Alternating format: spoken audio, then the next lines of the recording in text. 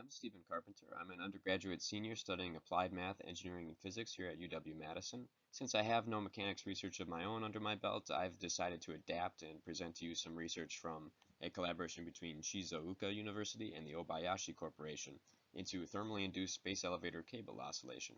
So space elevator is a theoretical engineered system that would allow us to harness Earth's angular momentum and use that energy to help launch satellites and bring people up into space without the cost of accelerating a rocket into the transverse direction into Earth orbit. So all you need to do in this system is simply lift up an object all the way up to the height that you want it to be, and it will have some orbital energy from Earth's rotation. And one of the flaws with this system is because of temperature changes over such a long system, we might get oscillatory behavior that would be undesirable in the cable and could be catastrophic. So this is an investigation into how thermal changes around the cable will result in a changing Young's modulus and the oscillatory behavior that will result from that. This study viewed the cable on the space elevator as a spring mass point system. So essentially a collection of masses, 627 in total for this study, each connected by a spring, fixed at the bottom and free, allowed to move at the top. This is the counterweight out in space. The Young's modulus for carbon nanotube, which is what was used in the study to simulate the cable, is well understood by previous work. And for the model, there was a heat balance equation, which included 5 effects, including solar radiation, the infrared radiation to and from the cable in space, the radiation from the atmosphere, and the heat conduction along one direction of the cable and along the other direction, and heat exchange with wind, because part of this cable, it's important to remember, is in Earth's atmosphere. The equation of motion took into effect 6 terms, including the Coriolis force, centrifugal force, which is effectively, from Earth's perspective, the counterweight is being pulled out into space, the metric force, gravitation, and 2 elastic forces, which is essentially because each point mass, which is what's being simulated as all of these individually, each point mass is being pulled down by one spring and pulled up by the other.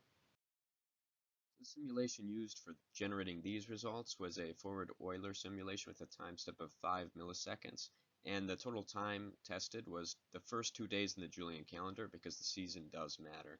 So as we can see here, as the counterweight makes a downward motion, we deflect to the east. Upwards of 20 kilometers was the maximum amplitude, and when the counterweight travels upwards as a result of thermal change, we see that it can deflect to the west up to 20 kilometers, and this behavior travels on an oscillatory cycle of half a day, which is governed by the temperature change, and because the Earth rotates once a day, we see that the temperature goes up and down twice a day.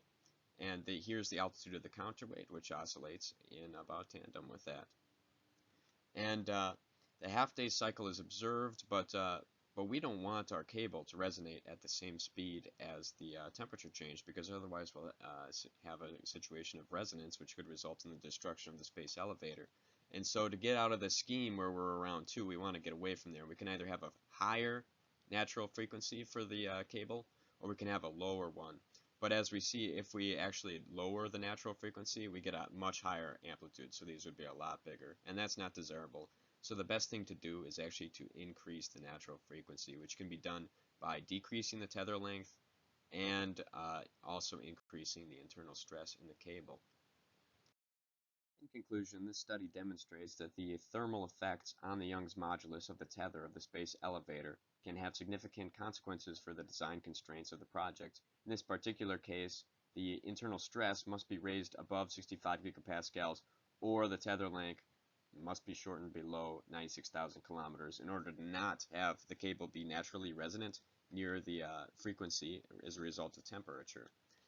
And there are some limitations of this work, though, and one is the exclusion of the thermal expansion coefficient, which is a big significant factor in real life.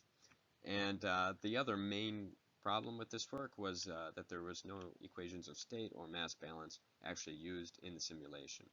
But I had a lot of fun putting together this presentation. I hope that I was able to teach you a little bit about space elevators, and I'm happy to hear any of your questions and do my best that I can to answer them. So thank you very much for listening.